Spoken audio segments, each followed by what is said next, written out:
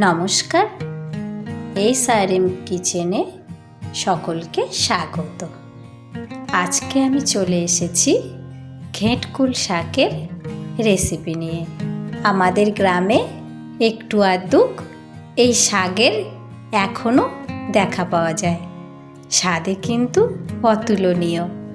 আর আজকের মেনুতে এই ঘেঁটকুল শাকের এমন একটি রেসিপি বানাতে চলেছি যে রেসিপিটি দিয়েই দুপুরের এক থালা গরম ভাত নিঃশব্দে খাওয়া হয়ে যাবে,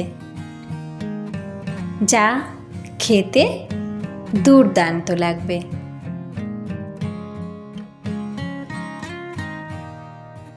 রেসিপিটি বানানোর জন্যে বাগান থেকে কিছুটা ঘেঁটকুল শাক কেটে নিলাম। এই সময়টাতেই ঘেঁটকুল শাক বাগানে খুব সুন্দরভাবে হয়ে থাকে। অল্প কিছু ঘেঁটকুল শাক নিয়েছি। এই শাকের ডাঁটিগুলোকে ডাঁটার মতো খোসা ছাড়িয়ে কেটে নিয়েছি, আর কচি পাতাগুলোকে ছোট করে কেটে নিয়েছি। জলের মধ্যে লবণ দিয়ে ভালো করে জলটাকে গরম করে নেব। জলের মধ্যে ফুট ধরলে তবেই কেটে রাখা ঘেঁটকুল শাক দিয়ে দেব।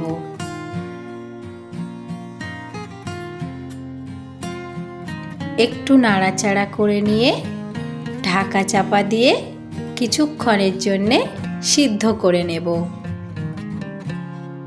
দেখুন, শাকগুলো সিদ্ধ হতেই জলের রঙটা কেমন বদলে গিয়েছে। এবার শাকগুলোকে জল থেকে ছেঁকে তুলে নেব। একটি পাত্রের মধ্যে বিছিয়ে দিয়ে ঠান্ডা করে নেব।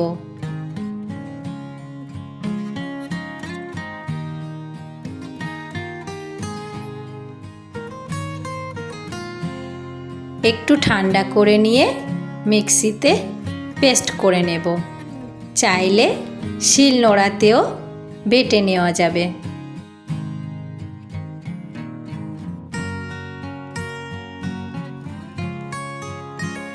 একটু সরিষার তেলের মধ্যে শুকনো লঙ্কা, কয়েক কোয়া রসুন আর পেঁয়াজ কুচি দিয়ে দেব।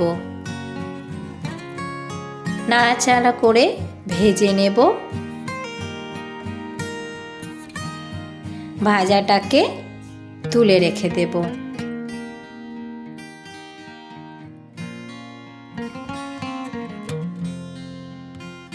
বাকি তেলের মধ্যে কালো জিরের ফোড়ন দিয়ে দিলাম।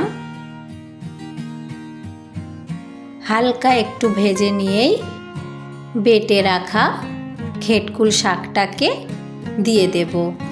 একসঙ্গে ভালো করে নাড়তে থাকবো যতক্ষণ না পর্যন্ত শাকের ভিতরের জলটা শুকিয়ে আসছে, ঠিক এমনভাবে।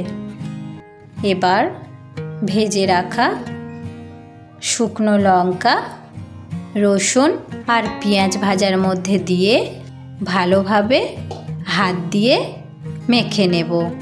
ভিডিওটি ভালো লাগলে চ্যানেলটিকে সাবস্ক্রাইব করে পাশে থাকবেন। লাইক, কমেন্ট, শেয়ার করবেন। অল্প সময়ের মধ্যেই রেডি হয়ে গিয়েছে আমাদের দুর্দান্ত স্বাদের ঘেঁটকুল শাকের রেসিপি। ধন্যবাদ সকলকে।